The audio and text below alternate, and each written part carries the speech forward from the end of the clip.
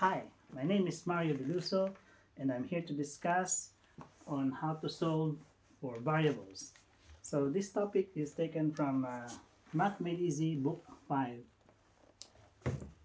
So, the variables come from the word vary, meaning change. So, for example, uh, we have x plus 2 is equal to 5. In this case, x is equal to 3.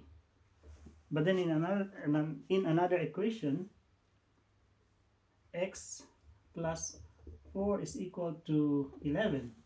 In this case, x is equal to 7.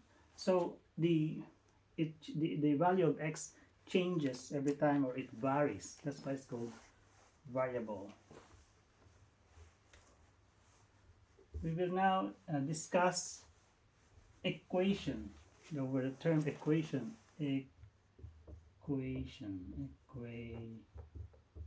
Equation come from the root word equal, because it shows values on each side of the equal sign to be equal. Like for example, 1 plus 2 is equal to 3. This is an equation because this is the equal sign. The value on the left is the same as the value on the right, so this is an equation. Another word that I want to introduce is term. Term is it's a combination of number and letters. For example, 3x is a term, or 5a squared b c to the fourth. This is another term. It's a combination of number and letter or letters. Okay, we will now go to the principle on how to solve for variables. Now we have an equation. 8 is equal to 8. So that's an equation. The left side is equal to the right side. If you add 2 to the left side, then you add 2 to the right side, it would still be an equation. It would still be equal. So 8 plus 2 is 10. It's equal to 10. So it's still equal. So it's an equation. Another example. So 8 is equal to 8. If you subtract 2 from each side, 8 minus 2 is equal to 8 minus 2. It will still be an equation. So it will be equal to 6 is equal to 6. So the value is equal on each side. Now next is 8 is equal to 8. If you multiply the same number on each side, like 2, so we multiply 2 on the left, we multiply 2 on the right, it would still be an equation. It would still be equal. Even if you separate, like 6 plus 2 is equal to 8.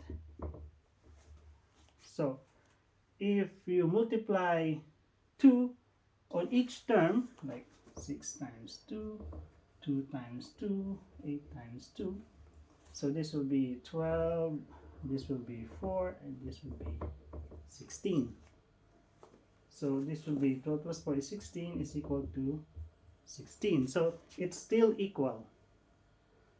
Now for example, another example, if you multiply it by negative 1, so 8 is equal to 8. If you multiply it by negative 1, both sides, this will become negative 8. It will still be equal. It's still an equation. If you divide both by the same number, so 8 is equal to 8. If you divide this by 4, the left, and you divide the right by 4, it will be equal to 2, which is still an equation. If you square a number, like if you square it both sides, it will be equal to still be an equation. Now if you take the equation, let's change the number, like 4 is equal to 4. If you do the square root on both sides, it will still be equal to 2 and it still be an equation. Now, let us now solve for variables using this principle.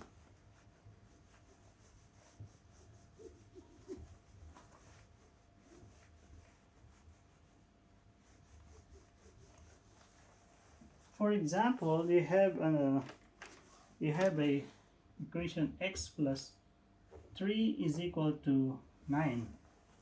So you want to solve the x, you want to remove any numbers that is connected to x. So in this case, there's a plus 3 on x. So what we do is we subtract 3 to make it 0, to remove it, and then remain only x would remain.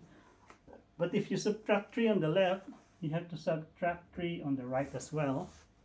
So this one becomes x, this one becomes 6. Now we can check, we can do a check. So we substitute 6 to x and see if it's correct. So this one becomes 6 plus 3 is equal to 9. So 9 is equal to 9. So our value is correct. Now, for example, it's let's say x minus 3 is equal to 9. So what is with 3 is what's with x is minus 3. So what we do to remove minus 3, we add 3 on both sides. So plus 3 plus 3. So this would become 0. This would become just x. So 9 plus 3 is 12. And then we do a check again. It's a good option to do always check. So we substitute 12 to x. So this one becomes 12 minus 3 is equal to 9. So 12 minus 3 is 9. So if it is equal, then your answer is correct.